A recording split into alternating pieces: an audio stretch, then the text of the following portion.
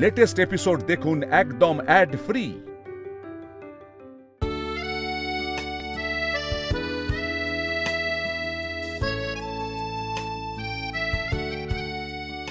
Hello, হ্যাঁ, ও বড় খোকা, এই বড় খোকা এখানে কি হচ্ছে রে বাবা? বড় বৌমা দাদু ভাই আমাকে এখানে আসতে বলে তারাই বা কোথায় গেল? মা এখানে কি হলো? কি হচ্ছে সঠিক আমি বুঝতে পারছি না, মানে এটাই বা কি? এই তুই কিছু জানিস? No idea sir. আপনারা বাড়ির সদস্যরা কি হচ্ছিল ধারণা দিন আমাদের প্লিজ। ধারণা মানে হ্যাঁ, ওটা না সোমরাজ আর মালিনী ব্যানার্জি এলে বলতে পারবে, ওরা আসছে, একটু সময়ের অপেক্ষা। ওই তো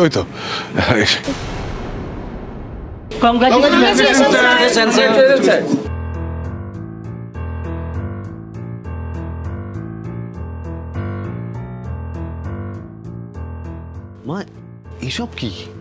এত লোকজন কারা এরা? বলেছিলাম না বেটা, গ্র্যান্ড সেলিব্রেশন হবে। তুমি আজকে এত প্রেস্টিজিয়াস অ্যাওয়ার্ড জিতেছো বেটা। সেটা এমনি এমনি তো জাস্ট স্টেজ থেকে শোকেসে চলে যেতে পারে না। হ্যাঁ মা ঠিক আছে, কিন্তু এইসবের কি?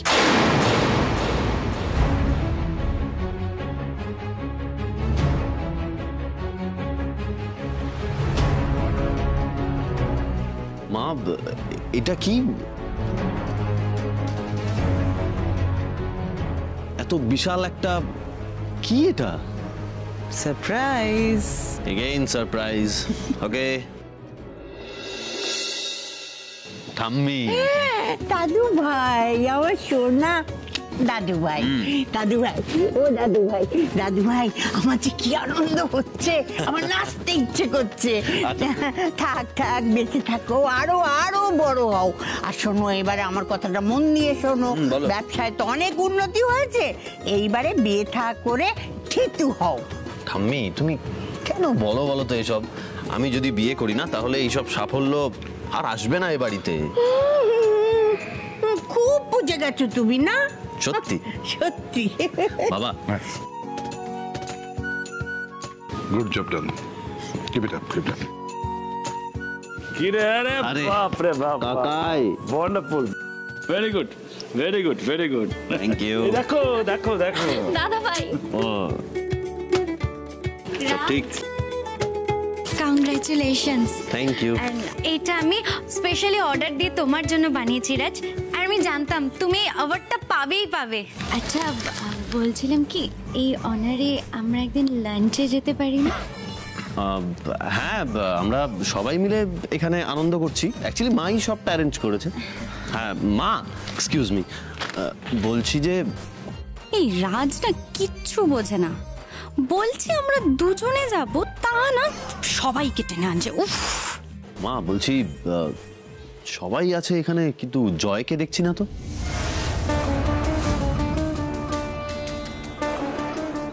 জয়কে নিয়ে টেনশন করো না রাজ, ও কদিন পরে বিদেশ চলে যাবে, বন্ধু বান্ধবের সঙ্গে দেখা করতে গেছে বেটা। দাদা ভাইয়ের কাছে না এসে জয় বন্ধুদের কাছে গেছে। জয়কে জোর করে পাঠাচ্ছি বলে রেগে আছে আমার উপরে। পাগল ছেলে, যেদিন ভুল ভাঙবে সেদিন রাগও ভাঙবে জয়ের।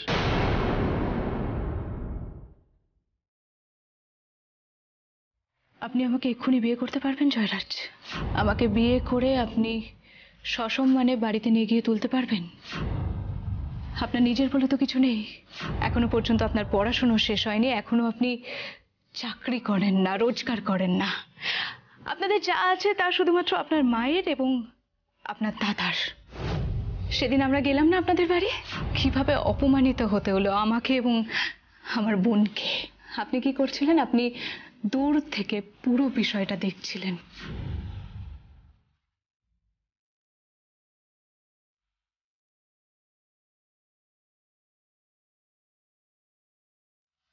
আমি তোমার ছাড়া বাঁচবো না, বাঁচবো না। Ladies and gentlemen, may I please beg for your attention? Kindly have your seats.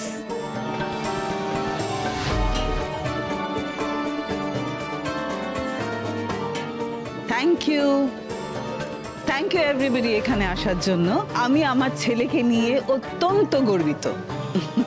After all আমি ওর মা। তবে আমার ছেলের সাকসেস এই ট্রফি দিয়ে মাপা একেবারেই সম্ভব নয়।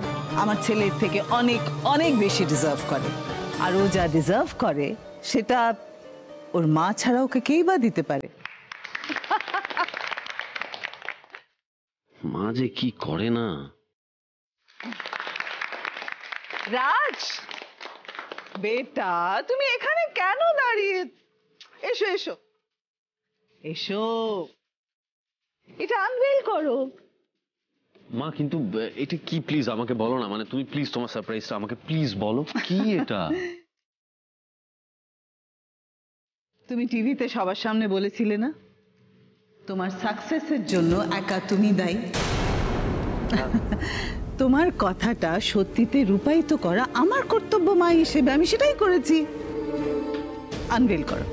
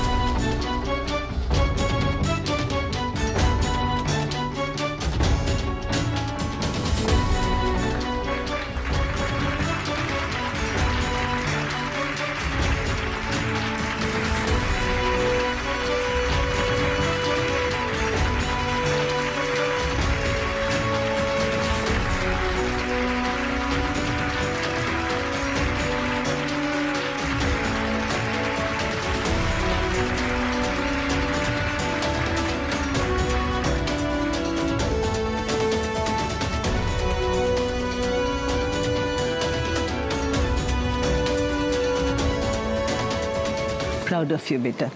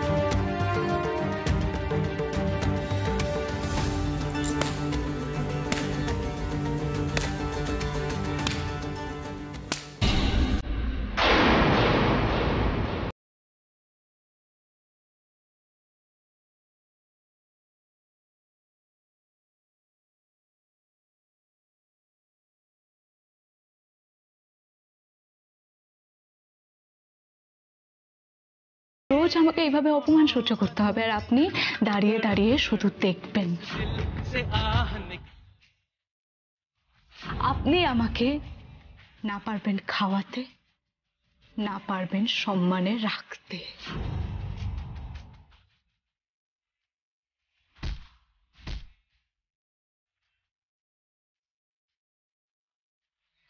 আমার বিয়ে ঠিক হয়ে গেছে জয়রাজ।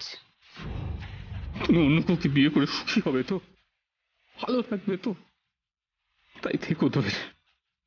তোমার সুখ, তোমার ভালো থাকাই তো আমার কাছে সব।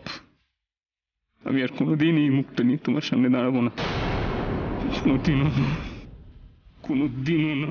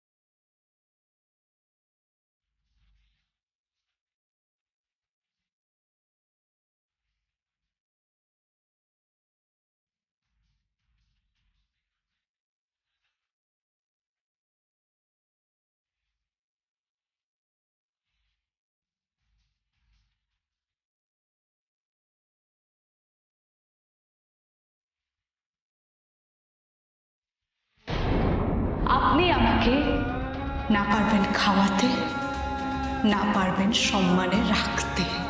আমার বিয়ে ঠিক হয়ে গেছে জয়রাজ।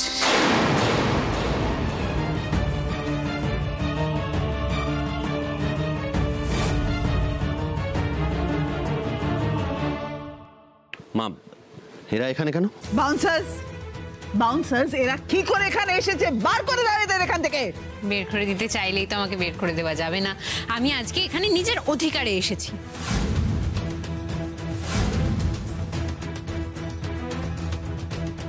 মা লক্ষ্মী যদি না থাকে তাহলে কি করে চলে? ওমা মা গো, সত্যি তোমার রসবোধ আছে গো। না না, আপনি বলুন না, আপনি যে এখানে এলেন কিসের অধিকারে বলুন? আপনি যেই অধিকারে এখানে দাঁড়িয়ে আছেন ঠিক সেই অধিকারে। রাজ, আনবিলিভেবল। ও নিজেকে তোর তোর সমকক্ষ ভাবছে। ভাবছি না, একদম না, আমি ওনার সমকক্ষই।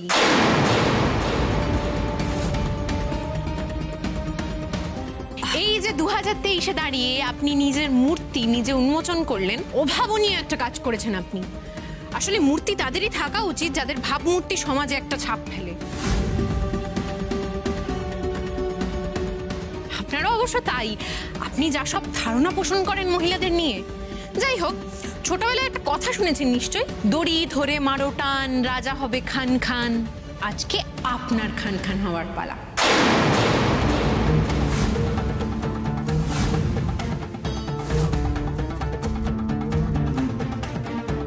বেরিয়ে যান এখান থেকে।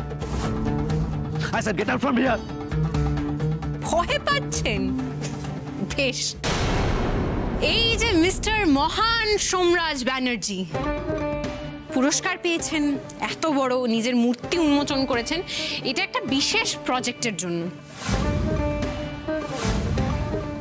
এই মূর্তি পুরস্কার সবটাই তো আপনারা দেখতে পাচ্ছেন। এবার এই প্রজেক্টের পিছনে আসলে যাদের শ্রম আছে তাদের গল্পটা শুনুন। তুমি বেরিয়ে যাও, জাস্ট বেরিয়ে যাও এখান থেকে। কি ঘাড় ধাক্কা দিচ্ছেন? আপনার এই মূর্তিমানের ভাবমূর্তির কি হবে?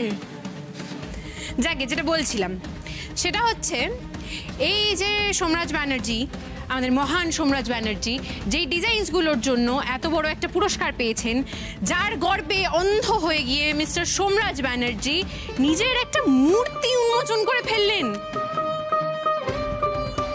সেই ডিজাইনসগুলো সোমরাজ ব্যানার্জির একার মস্তিষ্ক প্রসূত নয়। এই যে আমার সাথে যে মহিলারা এসেছেন, সেই মহিলারা সারা রাত জেগে আমার এক কথায় এক রাতের মধ্যে সমস্ত ডিজাইনস বানিয়ে দিয়েছেন। ভাবতে পারছেন আপনারা, এক রাতের মধ্যে। এই এক সেকেন্ড, আপনি আমাকে আগে বলেন তো যে এই মহিলা দর্জিদের দিয়ে আপনি কাজটা করিয়েছেন? মানে এখানেও জালিয়াতি? চুপ করুন আপনি। এই যে আপনি সবার সামনে বললেন না আপনার সাকসেসের পেছনে কোনো মহিলার অবদান নেই, সেটা সব থেকে বড় জালিয়াতি। আপনার অফিসে কোনো মহিলা এমপ্লয়ি নাই থাকতে পারে, কিন্তু এই কয়েকজন এমপ্লয়িকে দিয়ে গোটা একটা কোম্পানি তো চলতে পারে না, তাই না? এই যে আপনার জানা অজানায় কত মহিলা শহরে গ্রামে গঞ্জে আপনার 300 কোটি টার্নওভারের কোম্পানির জন্য অনবরত খেটে চলেছে, সেটা কি আপনি জানেন? জানেন না। এই যে আপনার কোম্পানির যেই জামাগুলো চড়া দামে বিক্রি হয়, সেগুলোর সুতোর কাজ, জরির কাজ, সেগুলোতে কখনো কোনো মহিলা হাত লাগাননি, সেটা আপনি নিশ্চিতভাবে বলতে পারেন? পারবেন না। এইসব কথা বাদ দিলাম, যে পুরুষ এমপ্লয়িদের নিয়ে আপনি এত গর্ব করেন, সেই পুরুষ এমপ্লয়িরাও তো মহিলাদের ওপর ডিপেন্ডেন্ট। তাদের বাড়ির মহিলারা যদি তাদেরকে সাপোর্ট না করে তাহলে তারা কোথায়? আপনি বা কোথায়? আর আপনি দেখুন কি অদ্ভুত, অবলীলার সকলের সামনে বলে দিলেন মহিলাদের কোনো অবদানই নেই। এই শুনুন, এসব কথা ছাড়ুন। হ্যাঁ, এসব কথা আমরা পরে কখনো আলোচনা করবো। আপনি আমাকে আগে বলুন, আপনি জানাননি কেন যে এদের দিয়ে কাজটা করিয়েছেন? কেন জানাননি? জানলে কি করতেন? ওনাদের যোগ্য সম্মানটা ওনাদের দিতে পারতেন। আমি কিন্তু টাকার কথা বলছি না, যোগ্য সম্মানের কথা বলছি। এই যে এনাদের দেখছেন, এনারা সকলে অনবরত খেটেছে আমাদের প্রজেক্টের জন্য। এই যে মৌমাসি নিজের বরের বারণ সত্ত্বেও নিজের বরকে লুকিয়ে সারা রাত আমাদের কাছে এসে কাজ করেছে আমাদের প্রজেক্টের জন্য।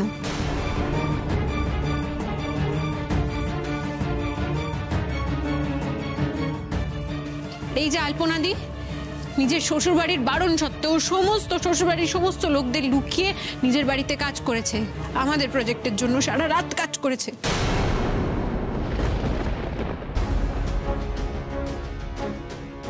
এই যে টুম্পা বৌদি, ওনার ছেলের জ্বর ছিল, নিজের ছেলেকে বাড়িতে একা রেখে সারাটা রাত খেটেছে ডিজাইনসগুলো তৈরি করার জন্য। এগুলো কি জন্য করেছে জানেন? টাকা পয়সার জন্য নয়, কিন্তু আমি রিকোয়েস্ট করেছিলাম বলে। আর আপনি এদের ঘাড়ের ওপর নিজের সাকসেসের পাহাড় বানাচ্ছেন। এগুলো বলার একটাই কারণ জানেন তো কি বলুন তো? কোনো মানুষ যদি নিঃস্বার্থভাবে কোনো কাজ করতে পারে তাহলে সেটা শুধু মহিলারা, কারণ মেয়েরা মায়ের জাত।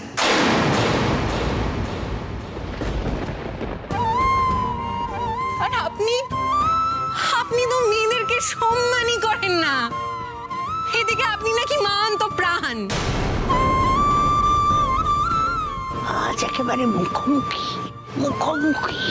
আপনাদের মতো মানুষদের কি বলে জানেন? দুমুখ সাপ, হিপোক্রেট, অকৃতজ্ঞ। চুপ, একদম চুপ। আজ পর্যন্ত সোমরাজ ব্যানার্জির গায়ে কাদা ছেটানোর সাহস কেউ পায়নি। আমার গায়েও কোনোদিন কেউ কাদা ছেটায়নি, কিন্তু আজকে ছিটিয়েছে, কেউ একজন ছিটিয়েছে। এই মানুষগুলো নিজেদের যোগ্য সম্মান না পাওয়া পর্যন্ত আমার গা থেকে সেই কাদার দাগ যাবে না। আমি আজকে দাঁড়িয়ে বলছি, আজকে সোমরাজ ব্যানার্জি যদি এই প্রজেক্টের জন্য পুরস্কার পায়, এই সকলে, এনারা সকলে সেই পুরস্কারের অংশীদার। আজকে যদি সোমরাজ ব্যানার্জির মূর্তি উন্মোচন করা হয় তাহলে এই মূর্তির পাশে সকলের একটা করে মূর্তি থাকা উচিত। আজকে এই ফেম, এই সাকসেস সবকিছুর অংশীদার ওনারাও। চুপ করো, জাস্ট শাট আপ। এই ফেম, এই সাকসেস, এই ক্রেডিট শুধুমাত্র আমার সোমরাজের, শুধুমাত্র আমার ছেলের, আর কারণ না। একটা কথা বলো তো, কত টাকা চাই তোমার? কত টাকা? আজকের দিনটা স্পয়েল না করার জন্য কত টাকা চাই? কত টাকা নিলে তোমরা এখান থেকে চলে যাবে বলো তো? আমাদের জাস্ট এনজয় করতে দাও। Let my son enjoy this moment of frame. আপনারা বুঝতে পারেন না, না টাকা লাগবে না, আমাদের মূর্তিও লাগবে না। আমি শুধু এইটুকুই চাই, যেই মানুষগুলো সারা দিন রাত জেগে থেকে অক্লান্ত পরিশ্রম করছে, যাদের ওপর ভর করে এই কোম্পানিগুলো এত এত টাকার লাভের মুখ দেখছে, সেই মানুষগুলোকে আর কিছু না হোক অন্তত হাততালি দিয়ে আপনারা সংবর্ধনা দেবেন।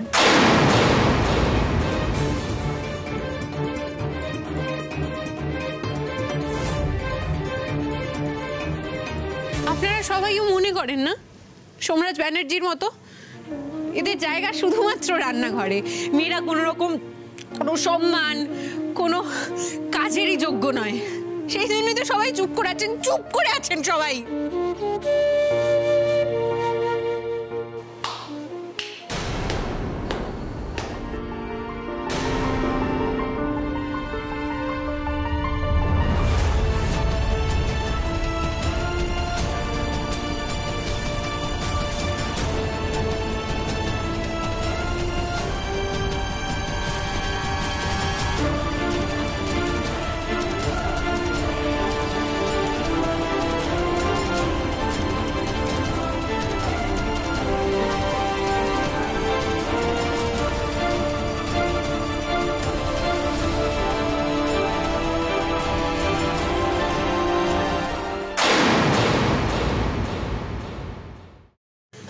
আজকে এই কটা হাত উঠলো হাততালি দেওয়ার জন্য, এতেই আমরা খুশি।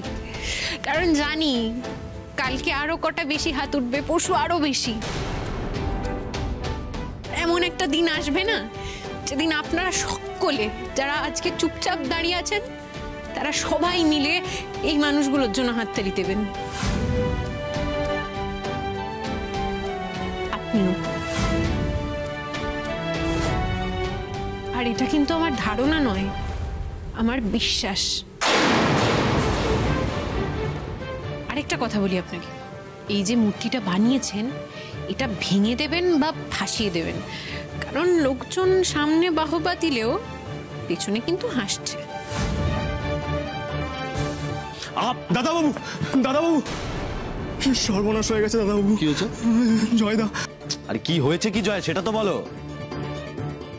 জয়দা আত্মহত্যা করেছে।